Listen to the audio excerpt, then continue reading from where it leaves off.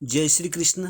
यह एक वेलूर का किला है जो तमिलनाडु में पड़ता है और यह बहुत बड़ा विशाल किला है। यहाँ पर यात्री के ही नहीं, बड़ा बड़ा टूरिस्ट बाहर से भी आया करते हैं। दूसरे देश से भी यहाँ पर किला को देखने के लिए आते हैं। तो एक के तमिलनाडु में यह एक चारों तरफ से पानी से घिराव एक बहुत बड़ा किला है, जिसको देखने से बहुत ही शांति मिलती है। तो यह जो किला तमिलनाडु में पड़ता है, वेलूर जिला में और वेलूर टाउन में पड़ता है। और अब हम दिखा रहे हैं कि यहाँ की गेट कैसी है। तो ये गेट है जो एक के चारों तरफ से पानी के घिराव के अंदर में एक गेट बनाया गया है और उसी गेट से लोग एंट्री करते हैं। ये गेट है और इसी गेट से सभी लोग जाया करते हैं। बाकी तो चारों तरफ से पानी ही पानी है, जा ही नहीं सकते। तो इस गेट के अंदर से ही प्रवेश द्वार है और इससे अंदर में जाया जाता है। और ये ऊपर का जो परकोटे होते हैं चारों तरफ से, ऊपर का एक इमारतें बनाई गई है जिस पे होने से सारे वेलूर दिखता है। तो ये किला का परकोटे के ऊपर में ही एक ऐसा पड़ाव है जिस पे बहुत सारे पूरा एक वेलूर दिखता है और ये परकोटा चारों तरफ से पानी से घिरा हुआ दिखा रहा है। देख लीजिए कि ये चारों तरफ से घिरा हुआ पानी पानी से ही है और बीच में किला है, अर्थात कोई इसके अंदर में पानी से अंदर आ करके ऊपर नहीं पहुंच सकता, इसलिए पानी से घिराव रखा हो गया है। और अब यहाँ इस किले में इतने बड़े बड़े इमारतें भी हैं जो पुरातन काल की जो इमारतें बने हुए थे राजा महाराजाओं के समय में। ये वही किला का अभी भी थोड़ी सी बच गई है जो अब आप देख रहे हैं।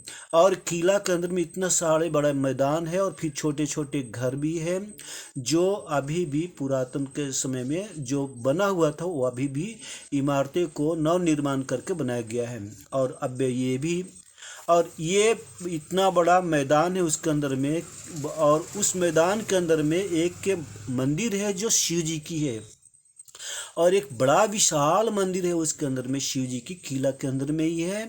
और यह किला के अंदर में ये जो मंदिर है उसका प्रवेश द्वार है और इस प्रवेश से ही मंदिर में जाया जाता है। तो अब किला के अंदर में जो मंदिर है, ये गेट से, इस मंदिर के गेट से हम अब मंदिर में प्रवेश कर रहे हैं और अब हम मंदिर पहुंचने वाले हैं। तो ये अंदर में एक और भी इमारतें दिख रही है जो आपको, एक और भी गेट है और यहाँ पर एक तालाब भी है जो स्नान करने के लिए राजा महाराजाओं के समय की काल से बनी हुई थी। और यहाँ पर एक मंडपम है जिसको कहते हैं कल्याण मंडपम। यहाँ पर शादी विवाह शादियाँ वगैरह कराई जाती थी और ये मंडपम बहुत ही सुंदर बनाई गई है। पूरा पत्थरों की आकृतियों में फोटो लगाई गई है और पूरा स्टोन पत्थर ही पत्थर है, जिसको देखने से मन भावुक होता है कि ऐसा पत्थर तो किसी कलाकार ने बनाया होगा। और ये कारीगर ऐसे, जबकि किसी समय में कोई औजार नहीं था, वो टाइम में हाथों से शिल्पी किया गया, आप देख रहे होंगे सामने। तो यह जो परकोटे के अंदर में मंदिर है, इमारतें के अंदर में जो मंदिर है, वहाँ पर इतनी सुंदर सुंदर मूर्तियां बनाई गई इस खम्भे के अंदर में जो देखने से मन भाता है। तो यह कल्याण मंडपम है, यहाँ पर शादियां हुआ करती थी और यहाँ शादी के बाद में यह एक चारों तरफ से मंडप बनाई गई है जो आप देख रहे हैं। यहाँ पर ठहरने की व्यवस्था की जाती थी बारातियों की और इसी बाराती यहाँ ठहर करके यहाँ भगवान की पूजन भी करते थे और दर्शन भी करते थे। और यह मंदिर है जो आप देख रहे हैं। तो इस मंदिर में जब कहते हैं कि जब शादी हो जाती है तब भगवान के दर्शन भी करना चाहिए। और ये गणेश जी आ गए हैं, तो पहले गणेश जी का मूर्ति है, इसके बाद में अंदर में शिव जी का मूर्ति है। तो शिव जी की मूर्ति तो हम नहीं दिखा सकते क्योंकि अंदर में कैमरा अलाउ नहीं है, लेकिन ये जो बाहर के जो मंदिर दिख रहे हैं वहाँ तो आप देख ही रहे हैं। तो ये बाहर का मंदिर है जो कोटे के अंदर में है।